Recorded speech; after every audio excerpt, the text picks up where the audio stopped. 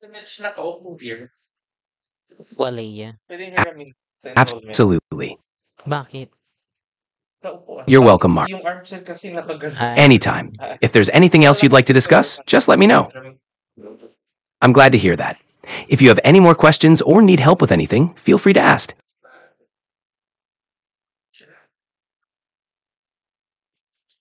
wait lang, where can I view the live, for example? Could you clarify what kind of live event you're looking for? That way I can help you better. I'm doing a live on TikTok. Got it. If you're looking to view or join a live on TikTok, you can open the app, go to the Live tab, or look for the live icon on profiles of people you follow. You can also search for specific users who might be live at the moment. Enjoy the stream. Or join a live on TikTok. You can open the app, go to the Live tab, or look for the live. Hello, test mic 1 2 3. Test mic 1 2 3. Specific users who might be. Enjoy the stream.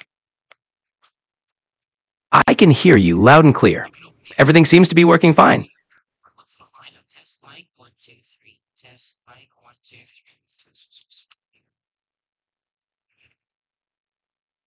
Ayun, maganda siya.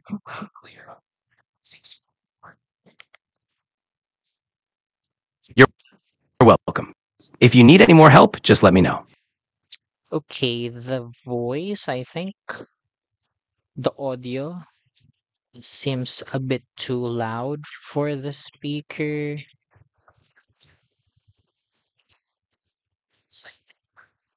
Got it.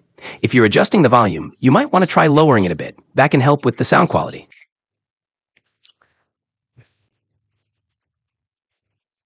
Let me stop you for a sec. Okay, so test mic 1 2 3. Test mic 1 2 3. Test 2 3. Test mic 2 3.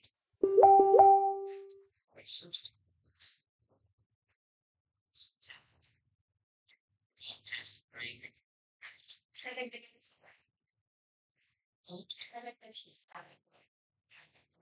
Mhm.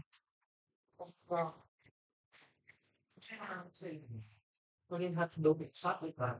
Ako? Baba. Bukas na lang yun, meron din. Uy, kabalik because ano ko lang yun. Kaya doon na sa baba.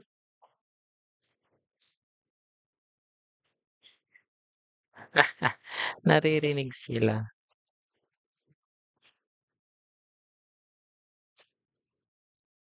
Because I don't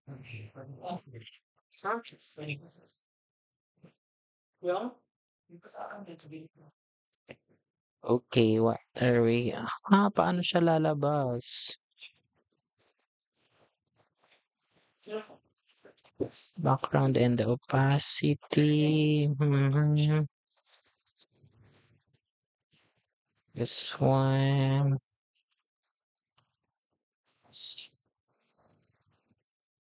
How we can do this?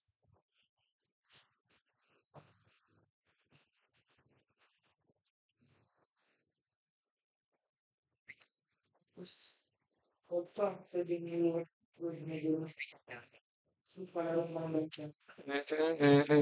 Sports. Sports and coverage. One, We can go to settings and then delete all chats. Okay.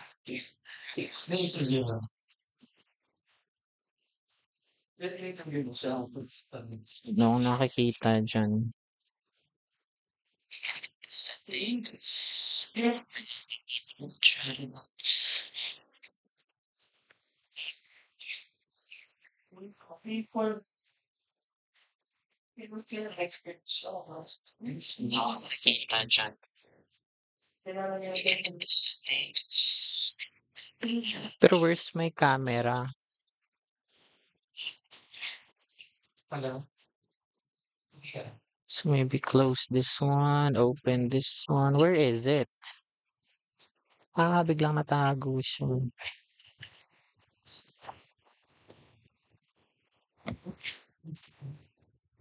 Is it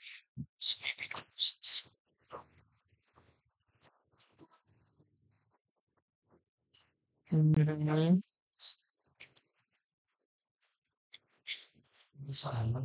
Is it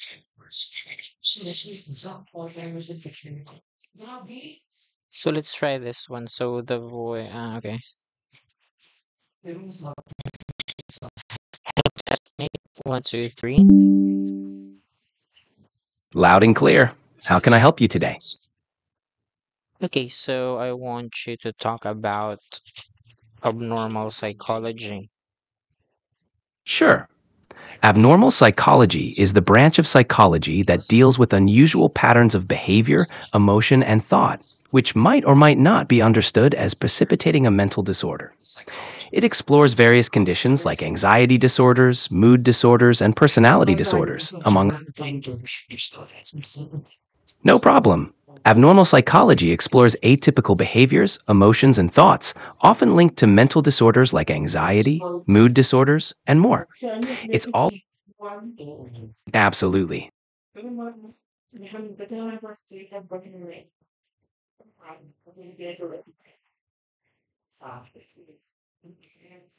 So sa temporary chat wala siyang hindi pwede yung voice.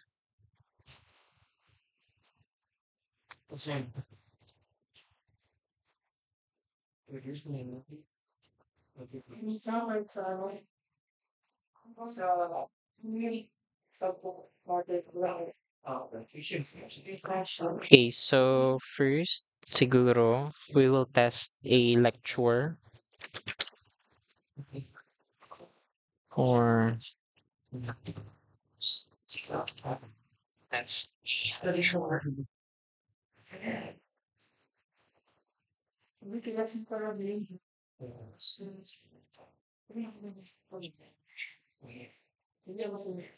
Okay, so it says here, for example, we have abnormal behavior lecture. So today we'll be discussing the core concepts in understanding abnormal behavior in psychology. So we have the criteria for determining whether a behavior is actually abnormal or not. So there are 4 key elements that are essential in identifying whether a behavior can be considered abnormal or an indicative of psychological disorder. So the 4 Ds means defiance, dysfunction, distress, and danger. So let's dive into each of those Ds of behavior. So we have here defiance. The defiance refers to a behavior that deviates from social norms and expectations. So what does this mean? Pag sinabi nating defiance, yung mga activities or behaviors na lumalayo. Okay? Deviates meaning lumalayo sa kung ano man yung ginagawa ng karamihan. Okay? From social norm. So, when we say social norm, these are usually expected to the normal population. So, kung ano yung usually ginagawa, no? Ano yung usual na dapat binibehave ng isang tao. Ngayon, kapag hindi na ka-align yung mga behaviors ng isang tao, doon nagkakaroon ng deviance or deviation dahil lumalayo siya doon sa normal na nakikita within the population. So it is any behavior that is unusual, bizarre, or considered unacceptable by societal standards.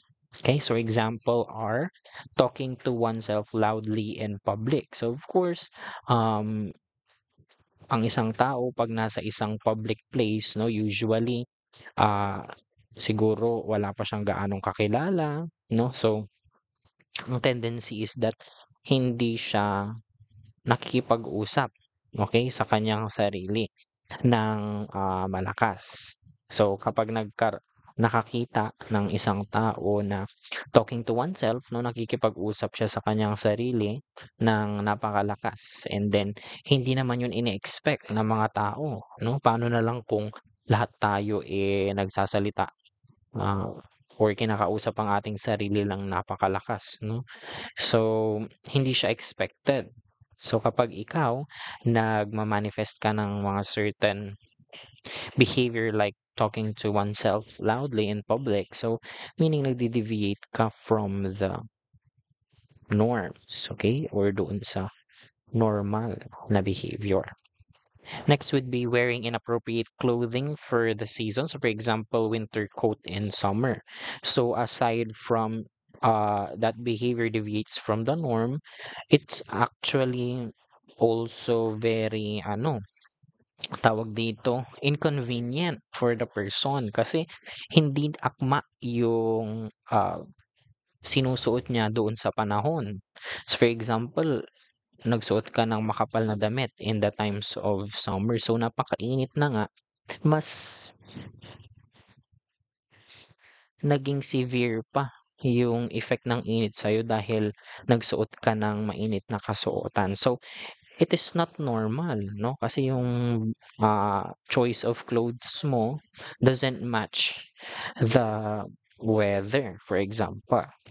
Or criminal acts like theft or violence. So, of course, as we grow old, we learn that we must follow yung mga ethics and that each person has their rights.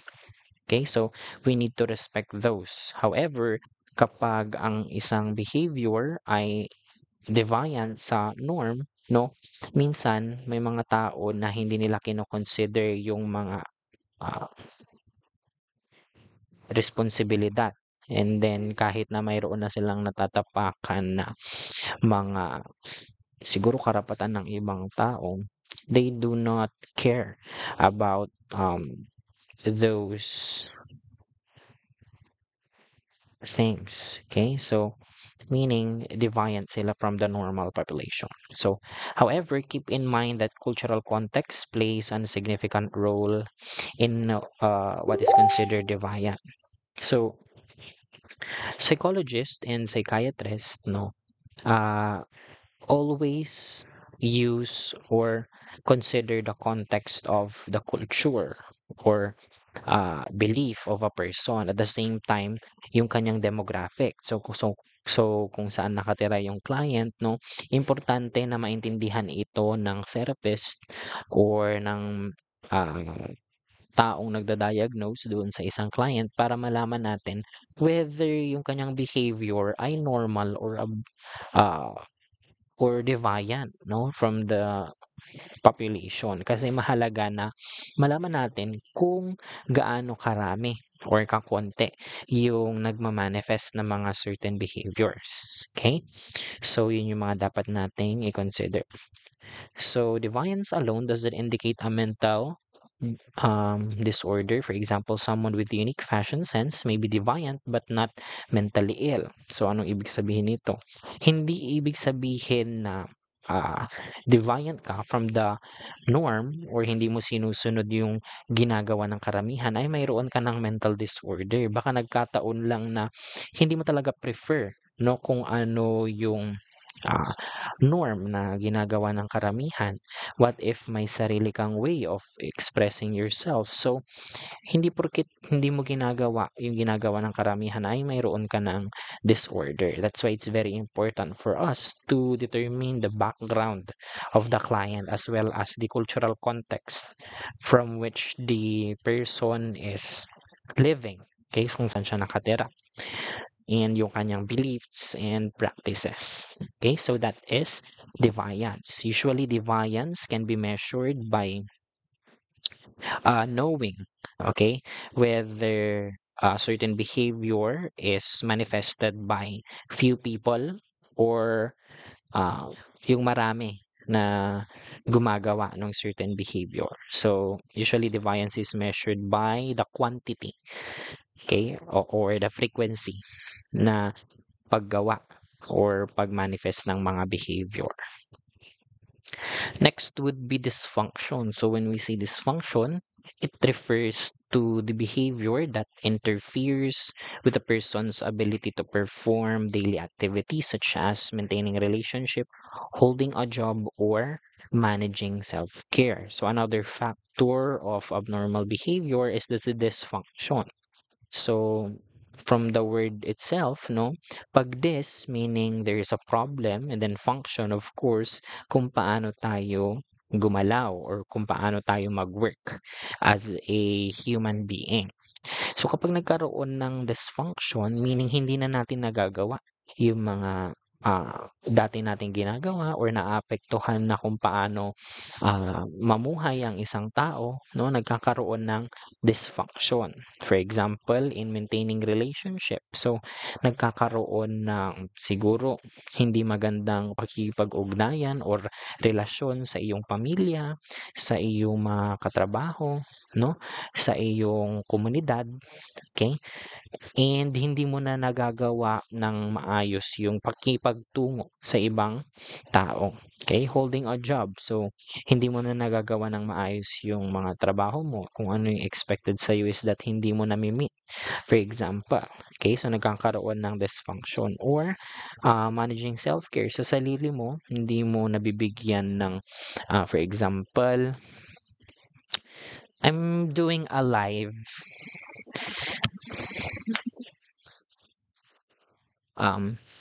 siguro yun, hindi mo na nama-manage yung self mo, hindi ka na nakakapaglinis ng katawan or hindi mo na pa-prioritize yung kalinisan siguro. Ah, pagiging maayos na pananamit, no? Maayos na pag-present ng iyong sarili. Pag hindi mo na nagagawa yon dahil nade-disrupt na yung ah, meron dito. Ah. Ayan. Hala, thank you for the gift, Mian. Dapat may sayaw. So, an example of dysfunction is a student who is unable to attend classes due to severe anxiety. So, before, a student siguro, no? Pumapasok siya araw-araw. No? Walang mintis, walang absent. Pero because of, for example, anxiety, no, nagkakaroon na ng dysfunction. Yung dating araw-araw na pumapasok, hindi na siya nakakapasok ng tuloy-tuloy. Okay? Next would be someone unable to hold a job because of substance abuse. So instead of working, meeting the deadline or magawa yung kanyang mga kailangan gawin, hindi niya na nagagawa dahil nagkakaroon siya ng substance abuse or yung pag-consume ng for example, alcohol or any chemical na nakaka-affect sa kanyang daily living. Okay? Next would be a person neglecting personal hygiene due to depression. So, gaya nga ng sabi ko kanina, kapag hindi mo na nabibigyang pansin ang iyong kalusugan, nakakalimutan mo ng personal hygiene. No? Hindi ka na nakakaligo, linis ng kapaligiran, no?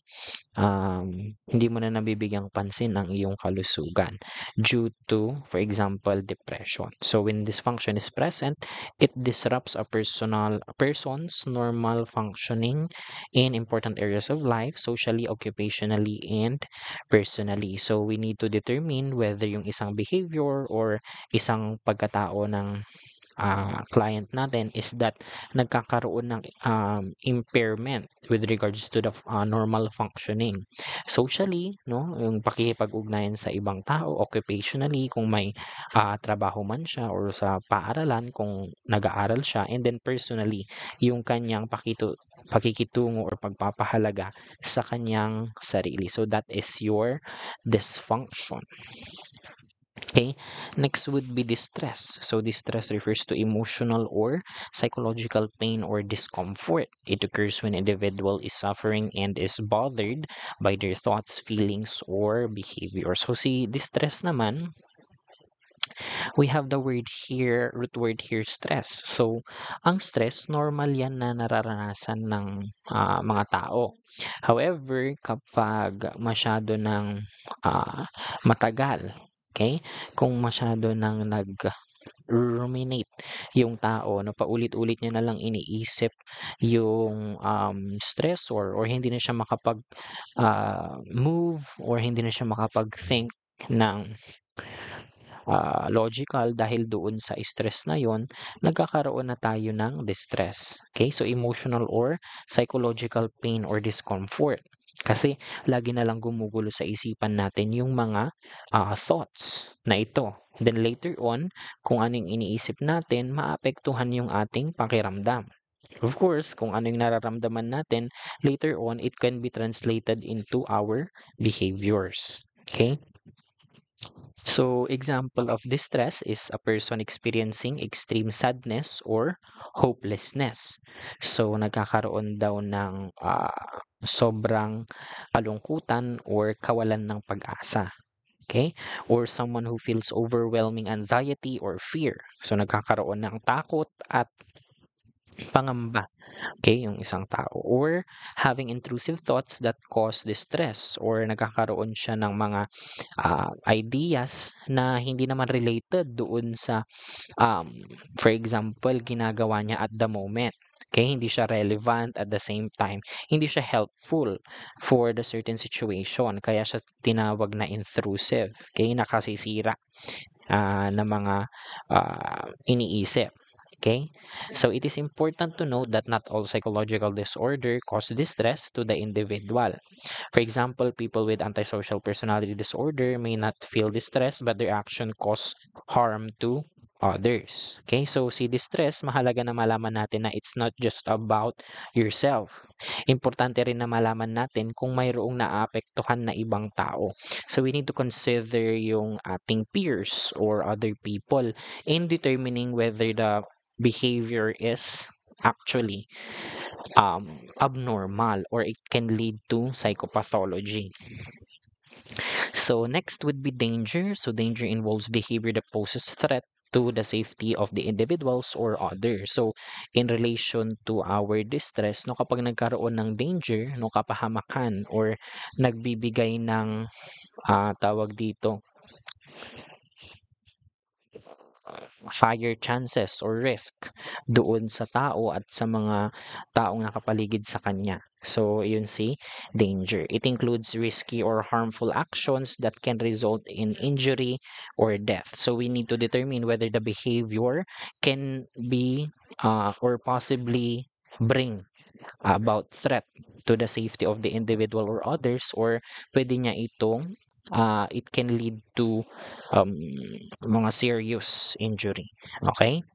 So, since may mga words na bawal ata sabihin dito sa um, TikTok, ayan yung kanyang mga examples. Yan, we have this one. And then violent outbursts towards others would be inflicting harm to others. At the same time, pwede ring sa sarili. Okay? Or reckless behavior such as driving under the influence. Okay? While danger is important criteria, not all individuals with psychological disorder pose a danger to themselves or others, but it is essential to assess the level of risk when determining abnormality. So usually, ang nag-a-assess dito is yung mga psychologist, wherein they could determine kasi they have the training or they have the education to know the prognosis, whether it is good or bad, or parang guarded and unguarded prognosis. Okay, so sa guarded prognosis, ibig sabihin kailangan nating bantayan yung tawag dito, course or magiging outcome, yung mga susunod na mangyayari doon sa client, dahil expected na magiging negative siya, compared sa mga unguarded prognosis na later on parang it would the person would develop mga coping mechanisms, and mas madali siyang tawag dito ma-cope up. Okay? May tanong si Lawrence, overview ng psych assessment, what to expect on that subject. So, psych assessment deals more on the ethics of psychology. So that's it for the 4 Ds. Wait lang, i-summarize lang natin si 4 Ds, then we'd probably have an overview of psych assessment. So the 4 Ds, we have defiance, dysfunction, distress, and danger. So you have your description and examples. And key points to remember, ayan. Okay, may mga real life examples naman. So, si psych assessment kasi nag-focus siya more on the, tawag dito, ethics. So, we need to know the ethical standards of American Psychological Association. Psych assessment, it talks about a bit of statistics, population, mga ganon. And then, mga norms, meron ding mga about tests, no? Measuring your intelligence, personality, mood, mga ganon. Pero mas maraming items that talks about or pertains about the ethical standards of the American Psychological Association. The goal of psychological assessment subject is to give us idea or taught teach us how to actually perform the job of whether you are applying for a psychometrician or psychologist. Isa lang naman ang ginagamit natin, okay, na ethical standards na sinusunod dito sa Pilipinas. Okay, so the American Psychological Association, APA, established ethical principles of psychologists and the code of conduct to ensure psychologists maintain integrity, competence, and professionalism in their practice. So, usually psychological assessment pertains about the ethical principles. Paano nga ba dapat natin isagawa? Ano yung mga dapat nating sundin para hindi tayo makasuhan? Hindi tawag dito, hindi disregard yung ating license. Okay? So, these standards guide psychologists in their professional behavior and decision making to promote ethical and responsible conduct.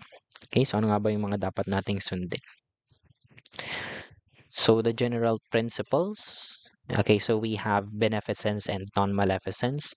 Psychologists must work to the benefit of their clients and take steps to do no harm. They should avoid actions that could harm the mental, emotional, or physical well-being of the clients.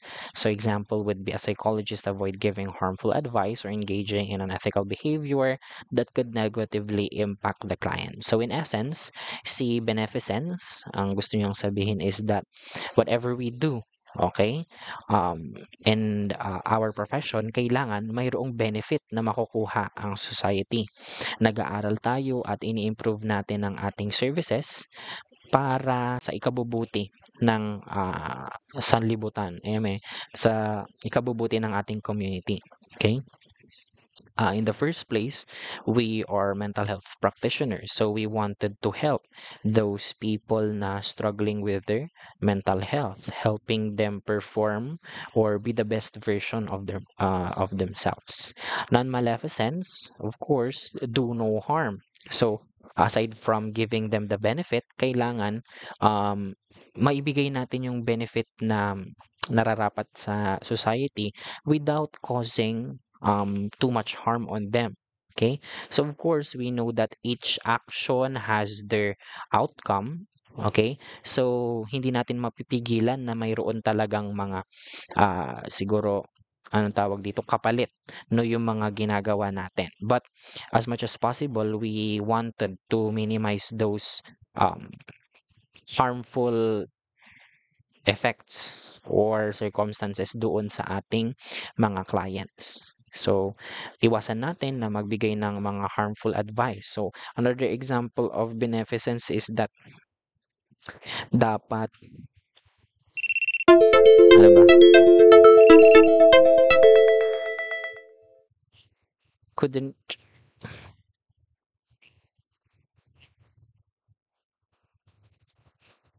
encourage everything.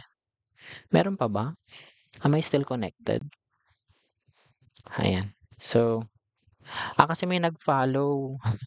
Akala ko ano nangyari. So, thank you very much for the follow. Sino yung nag-follow? Kel. Ayan. Thank you very much. So, saan na ako? Ayan. So, kailangan ma-maximize natin yung benefit and ma-minimize natin yung harm sa ating mga clients or sa general population. Okay? So, ayan. Beneficence. Kailangan mayroong benefit na nakukuha. Okay? Kasi kung wala naman, bakit natin ginagawa? Aside from your own benefit, it is also more important siguro na dapat mas maraming mamamayan or mas maraming tao ang nagbe-benefit. Okay? For the good of all, okay, yung ating ina-advertise. Non-maleficence naman is doing less harm. Okay, so we are aware na talagang mayroong mga error sa ating testing and assessment, mayroon tayong mga bagay na hindi maiiwasan na negative effects on our client, but as much as possible, we minimize those negative outcomes. Okay, tignan natin ng maigi ano nga ba yung magiging effect sa mga tao. Next would be fidelity and responsibility. So, psychologists must establish trust with clients and be accountable for their actions. They must fulfill their professional responsibilities and be aware of their ethical obligations to society. So, fidelity, okay, psychologists or practitioners have their freedom, okay, to actually siguro in a way the practice of psychology. However, 'di ba, sabi nga sa Spider-Man, with great power comes with great responsibility. So the more that we have the power, to influence other people, especially we are psychology majors, it is our responsibility to be accountable doon sa ating mga actions. Okay? So dapat we make sure na totoo yung ating mga binibigay na information. At the same time, it is our responsibility to uh, be accountable, which means sinong sisisihin mo doon sa client na, for example, nagkaroon ng negative outcomes. Okay, so of course, ikaw na therapist or ikaw na practitioner, dapat maging accountable ka doon sa mga actions mo whenever na kung mayroon mang negative na implication. So let's try to answer the problem the best way possible. Okay, kailangan natin maging accountable. So, a psychologist maintains accurate client records and follows through on agreed upon services. So, of course, dun tayo sa makatotohanan. Hindi natin pwedeng i-manipulate yung mga results para mag-favor doon sa kagustuhan ng client natin or doon sa kagustuhan ng practitioner. Doon lang tayo sa katotohanan. And of course, follows through agreed upon services. So, kailangan mayroon tayong malinaw na steps or malinaw na grounds doon sa ating client. That's why napaka-importante ng consent sa psychological testing and assessment. Next would be integrity. So, psychologists promote honesty, accuracy, and truthfulness in their practice. They must avoid fraudulent, deceptive, or misleading practices. So, provides accurate test results and does not manipulate data to fit personal biases. So, si integrity, related naman siya dito kay fidelity and responsibility na kung saan pawang katotohanan lang. So, dapat hindi natin i-manipulate yung mga test results. Okay?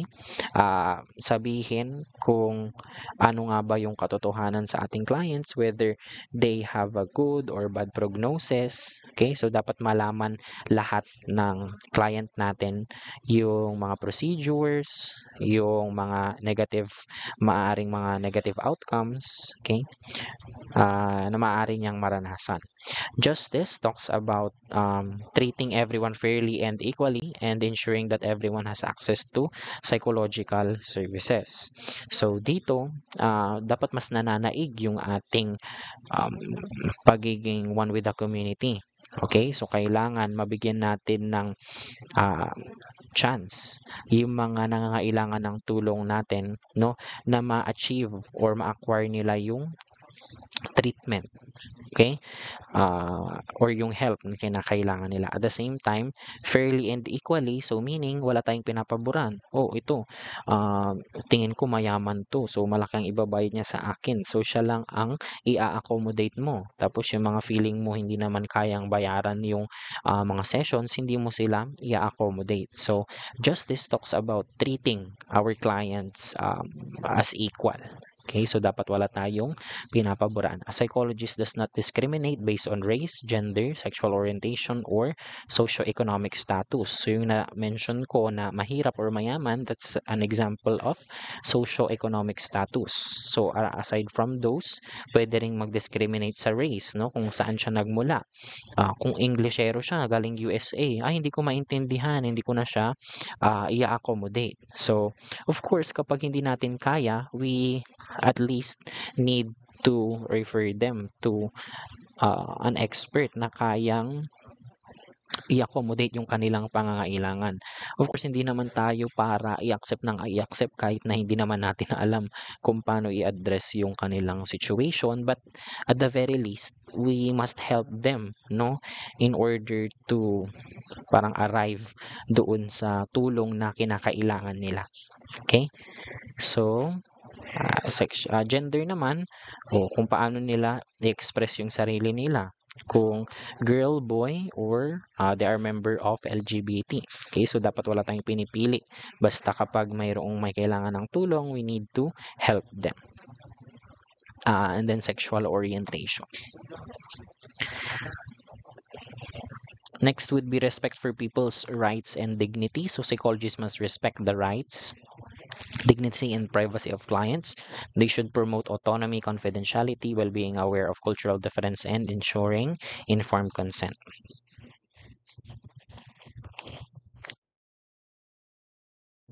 So dito naman, yung mga practitioner, they must respect the dignity. Okay? Ano nga ba yung siguro katayuan ng isang tao, yung kanyang pagkatao, kailangan nating protektahan at irespeto. So kung ano yung kagustuhan ng ating client, yun ang ating susundin. Okay? Yung kanyang mga karapatan. So, kailangan inform natin yung clients natin sa kung anong mga bagay na dapat aware sila, sa kung anong mga bagay ang dapat nilang ma-acquire. Okay? As a citizen or as a human being. And privacy, of course, kailangan yung mga information na dinidisclose sa atin, okay?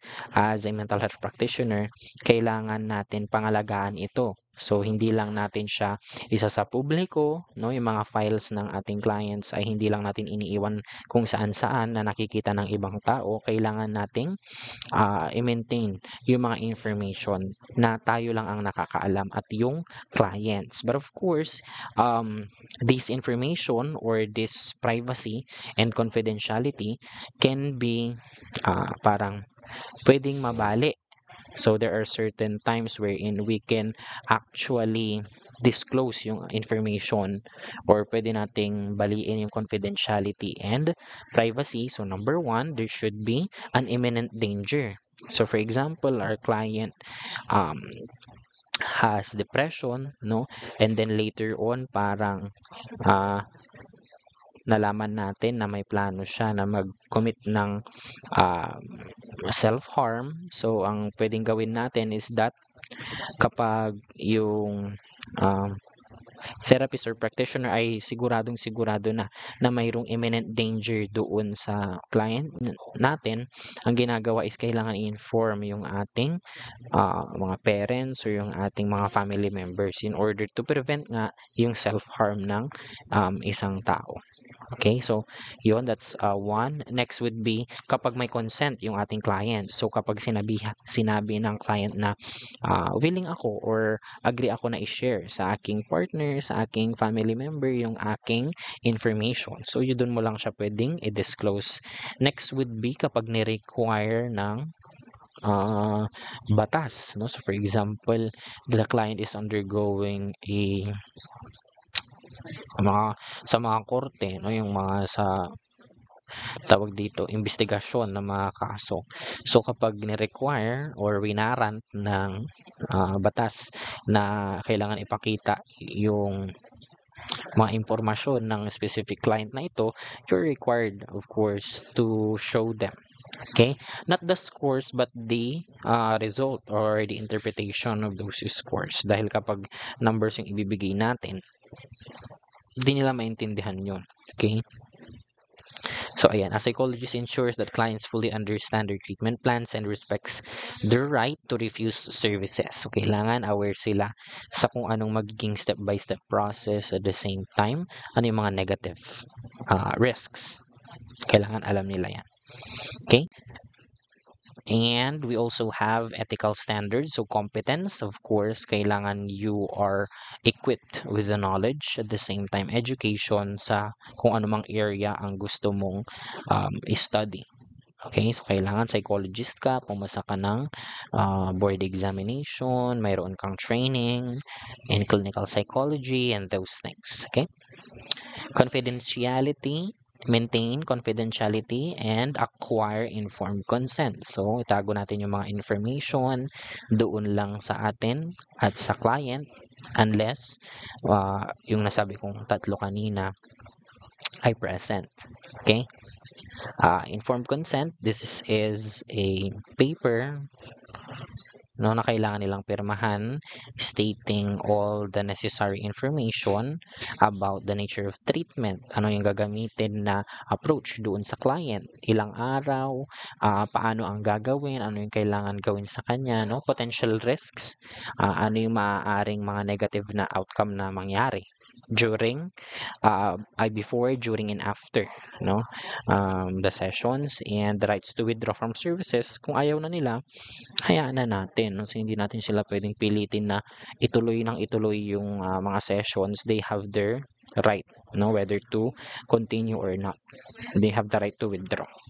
A therapist explains the therapy process to a client and ensures they understand before proceeding. Next would be avoiding harm. So this is related to beneficence and non-maleficence. So as much as possible, i-minimize natin yung negative effects doon sa ating kliyente. Multiple relationships, avoid multiple relationship, no? So client mo na nga siya, crush mo pa siya, girlfriend mo pa siya, nanay mo pa siya, tatay mo pa siya. So kailangan ang relationship lang is that professional and client. So usually kapag ang client natin or ang nag-present ng problem is someone we know or someone that is malapit sa atin o mayroon tayong relationship, i-refer natin sila sa ibang professional. In that way, the approach or the overall sessions will not be affected. Okay? Kasi mayroong mga psychological implications kapag nagkaroon ng multiple relationship at the same time, it is not ethical. It's not ethical and that's, Kardashians.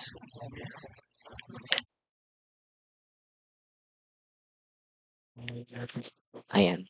So, psychologists should avoid providing therapy to close friend or family member.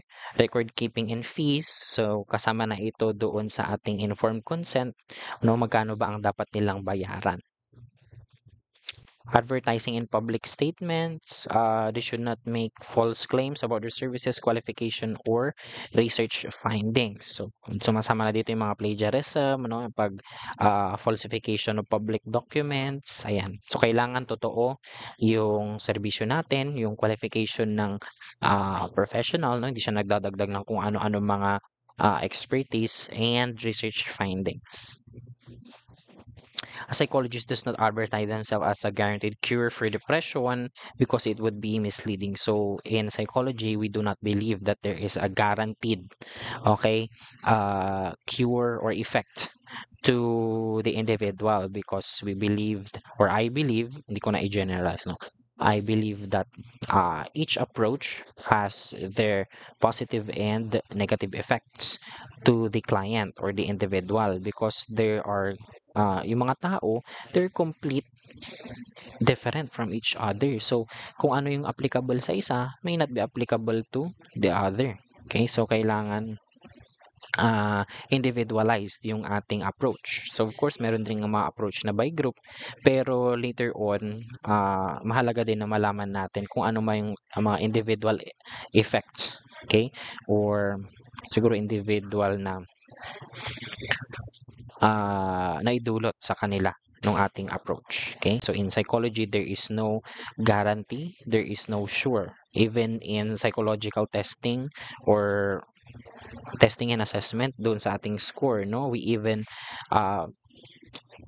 believe na we cannot determine the true score of a person dahil mayroon tayong SEM or standard error of measurement. So kailangan natin laging acknowledge na mayroong error, okay, doon sa ating mga nakukuhang scores. So whether we add or subtract certain number in order for us to come up with a parang sukat or estimate of from which the true score is located. Okay, so there is no guarantee. Research ethics, so of course, nadidiscuss naman na ito sa inyong mga research subjects. So usually, almost same lang naman. Okay? Sa assessment naman, tools are valid, reliable, and appropriate. So valid, meaning kung ano yung gusto nating i-measure, is yun yung gagamitin nating measurement. Reliable, so kailangan yung mga information or yung mga results na nakukuha natin ay pwede nating magamit. Pwedeng magamit ng ibang tao in the future. And appropriate for the client's needs, that talks about the validity as well. Okay? And then, accurately interpret the results and responsibly. So, aside from just interpreting it, kailangan nating ipaliwanag doon sa ating client in a way na maiintindihan nila yung ating mga results. And sa therapy naman, kailangan aware yung ating client, no? Nasabi na natin kanina doon sa consent form, handle termination of therapy ethically. So for example, mayroong mag-iibang bansa si therapist, no? So kailangan mai-refer siya sa taong sasalo doon sa ating client. So hindi natin basta-basta pwedeng tapusin yung therapy, may mga processes pa na need gawin yung mga practitioners, no? Hindi natin sila basta-basta iiwan lang. Okay, so in summary, we have the general principles. Beneficence, benefit. Non-maleficence is yung less harm. Fidelity is yung kalayaan natin na pumili. And then responsibility, kailangan accountable tayo. Integrity is for truth. Justice is for equality. Respect for people's rights is yung culture and belief. Sa ethical standards naman is competence.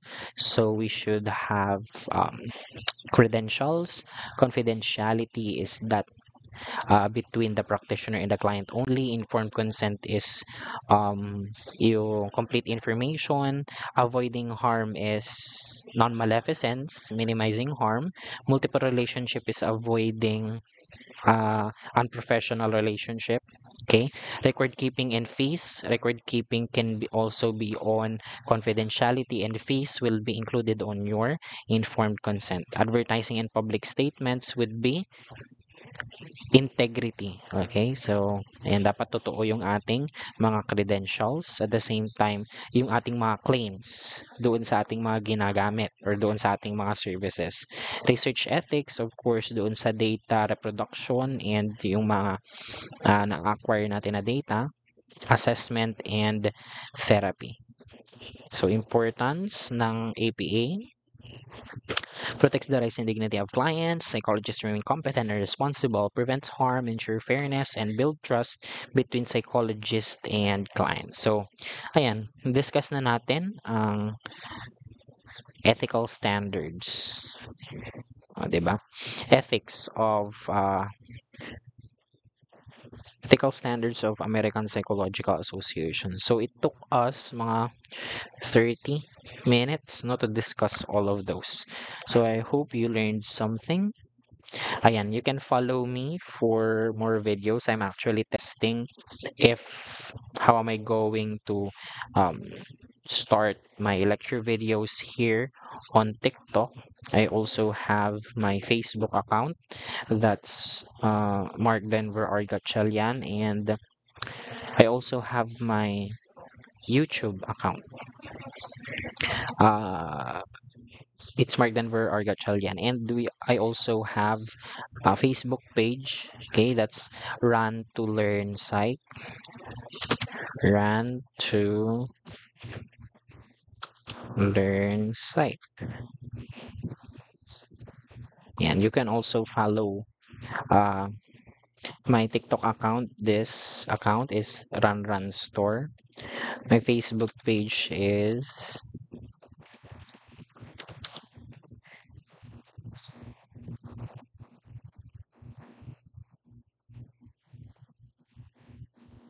Mark Denver Argatchalian. Ayan, so Facebook and YouTube. Okay, that's it. Thank you very much. Do you still have more questions? But I think I need to end my live na. Ayan, see you. Please follow my TikTok account. Thank you very much for watching. Bye-bye. How am I gonna end this? Stop